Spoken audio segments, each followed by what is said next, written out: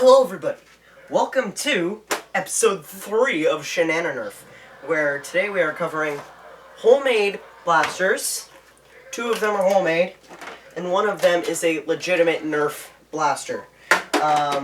In case you guys couldn't tell, this is the sidearm episode. By the way, the 2 homemade blasters can be combined. All you need is some duct tape. Yeah, duct tape would help. Yeah. Let's just get started. Our first homemade blaster is literally just a dollar store air pump that I put some duct tape on because mine cracked. Okay, so simple front-loading blaster, which is kind of rare now. You take your dart, right, and you just go. And you just twist the dart and cram it onto the front of the blaster. This will actually help in the usage of the blow dart gun later on in the episode. So if I just point you guys down so that you guys can actually see this thing fire. 3, 2, 1. I missed, and I am only firing this blaster once because it's kind of annoying, but if you're in a pinch, the blaster would work.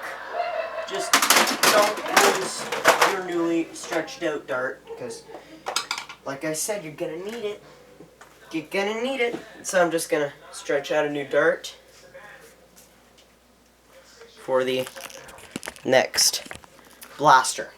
Okay? So I'm just doing this to stretch out a new dart. Our next blaster I made with the barrel of a foam shooter, which you could buy at Dollar Ammo a little while ago, which I duct taped and electrical taped to a piece of PVC pipe. And in there, if you can see that, there's a little bit of cardboard in there, which I slathered in crazy glue.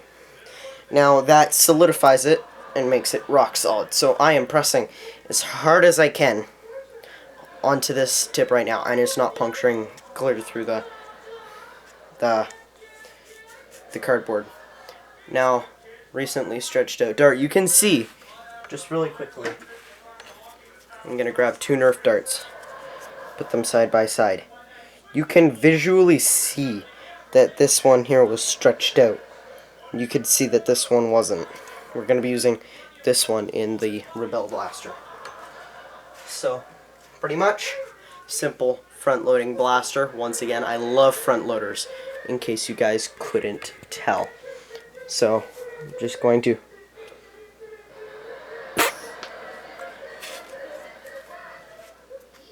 trash. So if you stretched out the inner hole too much, you can just roll the dart between your fingers and it should squeeze the hole shut a bit. Firing one more time. That time was a little better. So this, I would say, is more of a close range secondary. Our next blaster is far from a close range secondary. Okay, so our next and final blaster of the video is the Nerf Rebelle Divergent Series, what I call strong arm on steroids, because mine is overpowered. So it's primed back here with this black piece here. Just pull it back and push it forward. I added this little string here so that it's easier to slam fire. Yeah. Because, you know, if you can't have flywheel master race, this is the next best thing. So if I just prime it, it's a front loader blaster, of course. I love those. And we're just going to bring it down. The only reason why I like front-loading blasters is because they are just so easy to load. You can load them really quickly. Watch this power.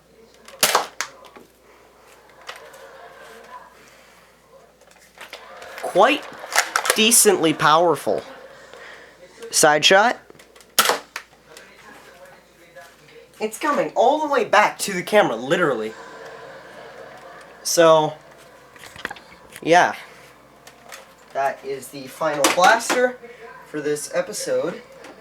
I hope that you guys did enjoy our third episode of shanananerf. The series will be pausing for a little while until I can actually start modding guns, which will be like around the halfway point of shanananerf, along with fixing and repairing guns once I manage to buy products. And yeah, the workshop will be expanding off in that direction, where I have all my Nerf stuff, so that you guys will be able to see.